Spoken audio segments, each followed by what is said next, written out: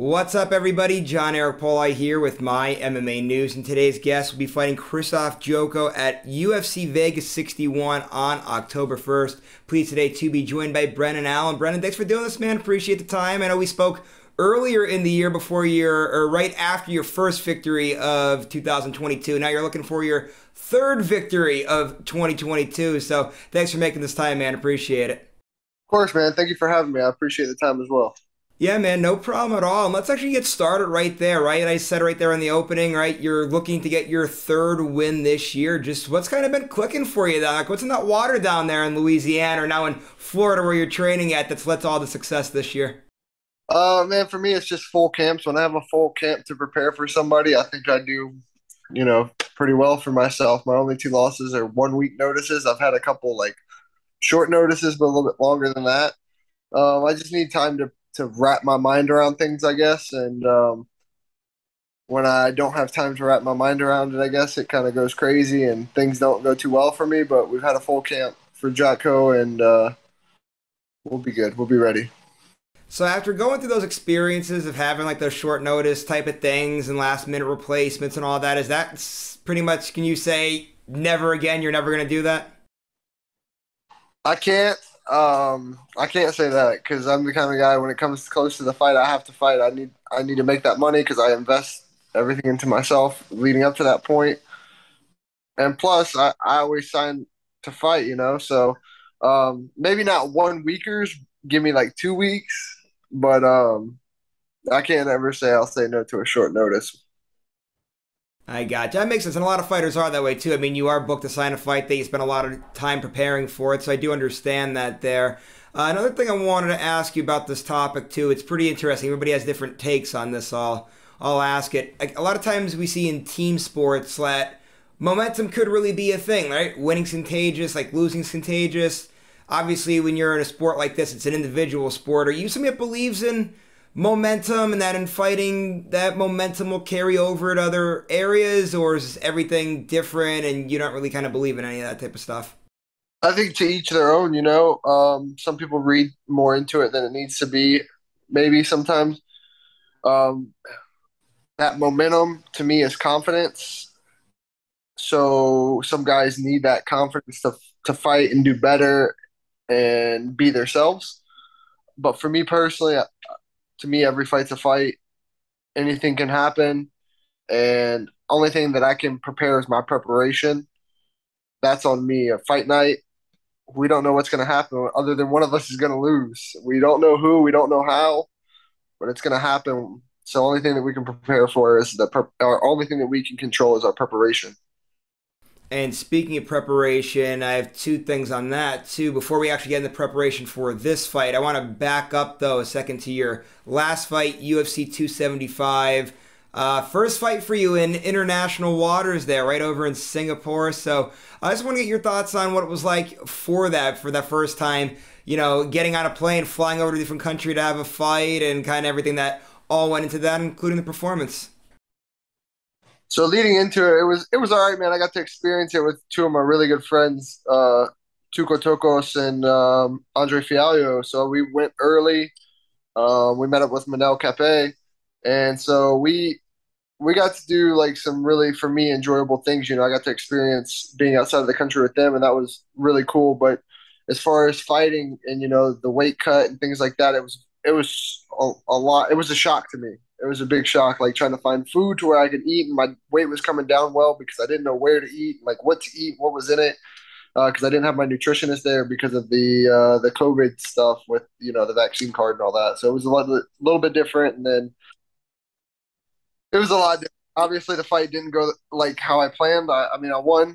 I feel I won, but it wasn't the way that I wanted to win. I didn't feel like it was a real fight. He just came to hug, and I came to fight, and yeah, I wasn't happy, but I still look at it as on my worst day he couldn't beat me and that was his best day. So it is what it is. But it was a cool experience. Looking back, I wouldn't want to do it like with anyone else. I had two of my really, really good friends. They're like brothers to me, and I enjoyed it.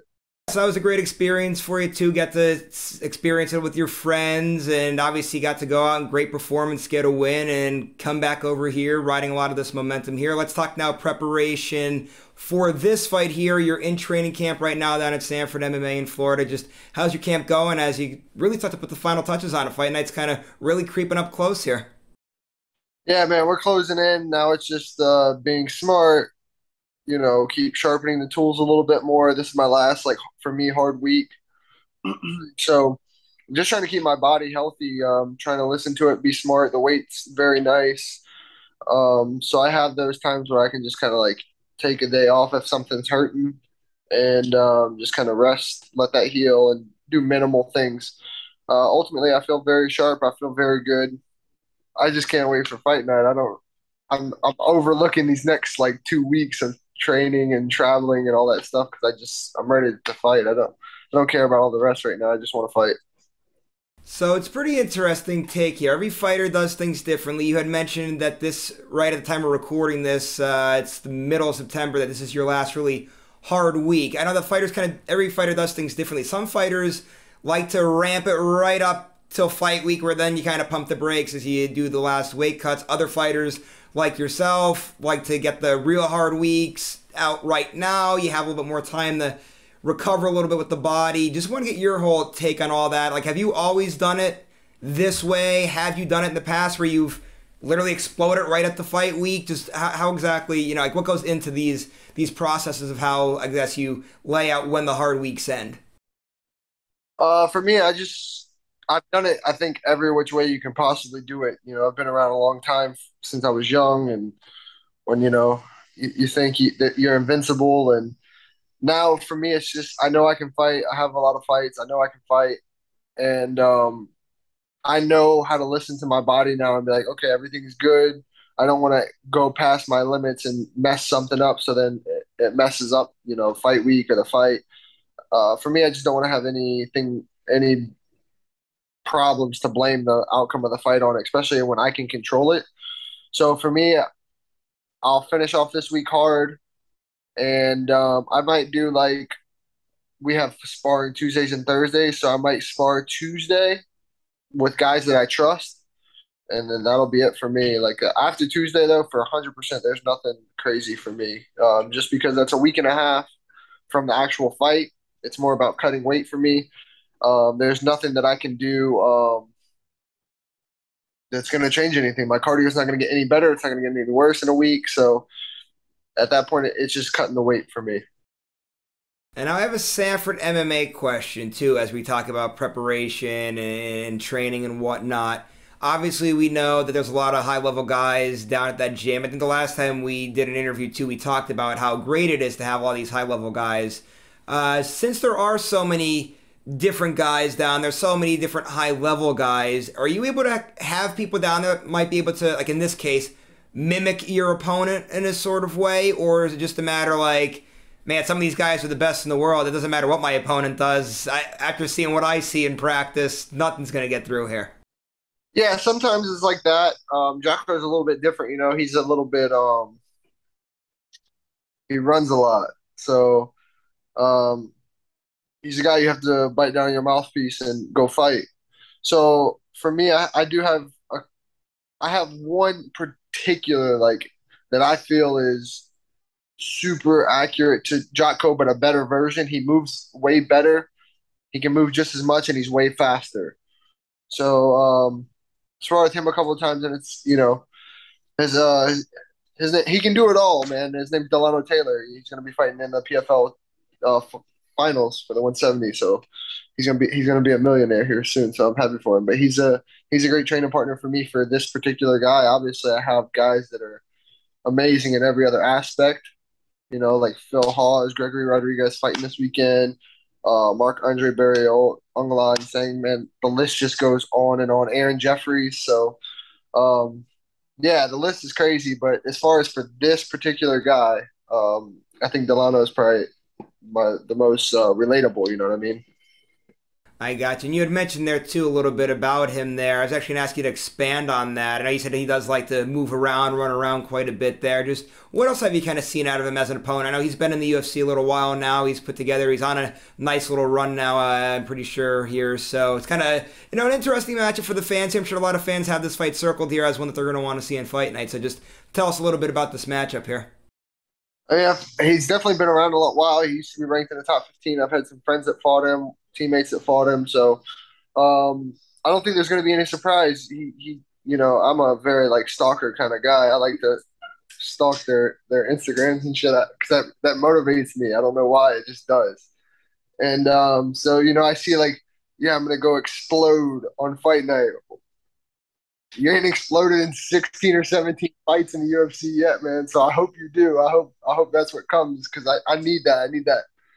I need someone that wants to fight me. I just fought a guy that didn't want to fight, but a different aspect. He wanted to hold. This guy just wants to run the whole time, touch you, and then just win a point fight.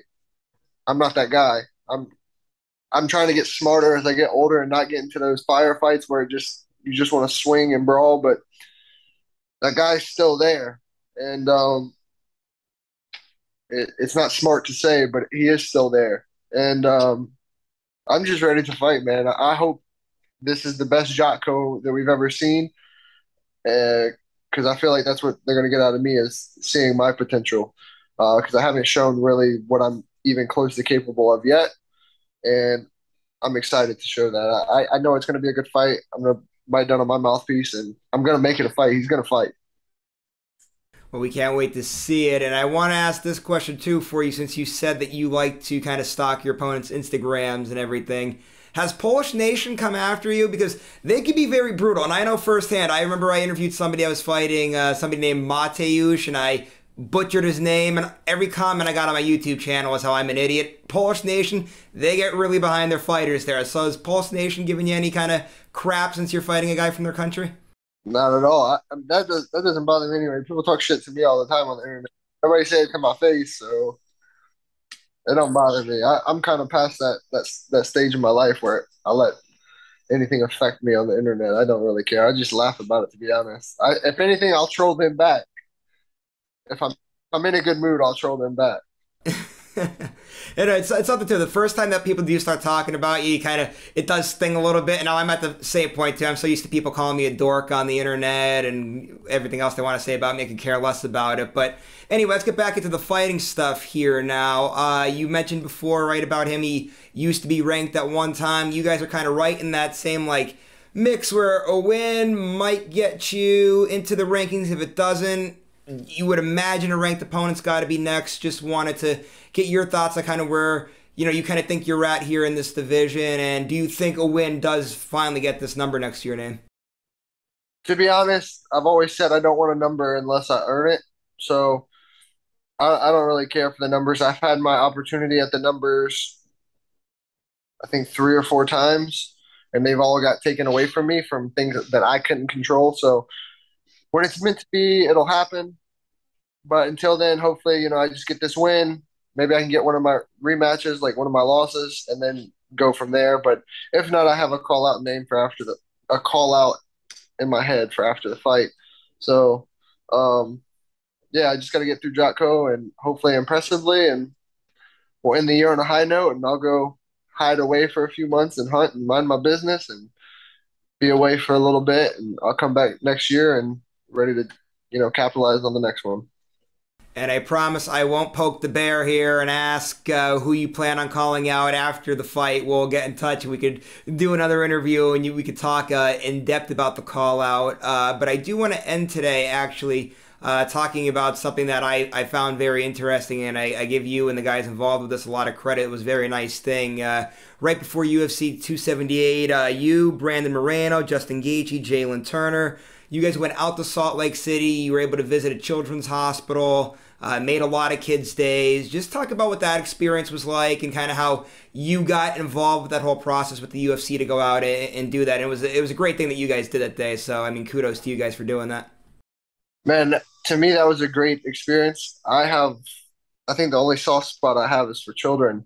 Um, and I was already going out to Salt Lake. I wanted to support my friends. So I told like my connection with the UFC. I was like, hey, I'm gonna be out there. If there's anything to do, let me know. I'll do it. And so they were like, okay, you could be a guest fighter. And the original idea was to go to the Olympic Training Center.